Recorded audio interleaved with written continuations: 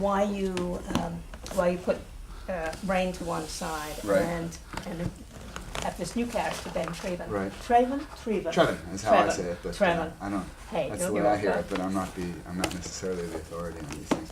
Well, I actually had thought of the story behind Fault Line after finishing the manuscript for what became my first book, Rainfall. And I very much wanted to write this book, but then the Rain books turned into a series, and it's all been going well. Every time I finished a new Rain book, well, first the publishers wanted a sequel, but also a new installment seemed to suggest itself based on what had transpired in the story at hand. At the end of the sixth Rain book, the most recent, Requiem for an Assassin, I felt like Rain would be occupied for a little while.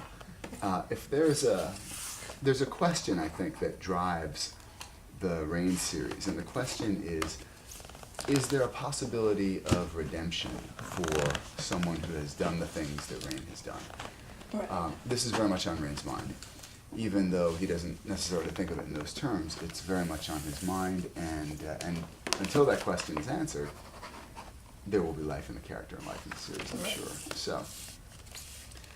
So I wouldn't say that I'm done with Rain or that he's done with me, because that question hasn't been answered. But at the end of the sixth book, and I don't want to give too much away for anyone who hasn't read the book, although if you haven't read the book, shame on you. It's a great book.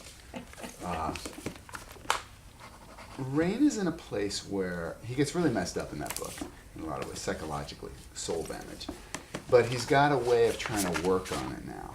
I don't think any of that will ultimately end happily for him, because if it did, there wouldn't be any more stories. But I can see where he's got something to do right now, something to work on.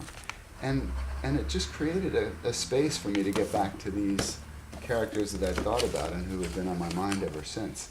So I don't know whether it was a good commercial move or not. I mean, the new book seems to be doing well, so that's Right. good. But some people say, oh, it's a brilliant move.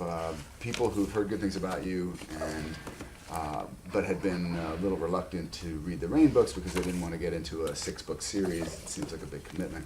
Now they say, oh, here's this guy I've heard good things about, and I can read his standalone. And then other people said, nah, not such a good move. People love Rain. They know you for Rain. They won't read your non-Rain books. Look at the sales hit Robert Parker took when he first started writing Jesse Stone instead of Spencer.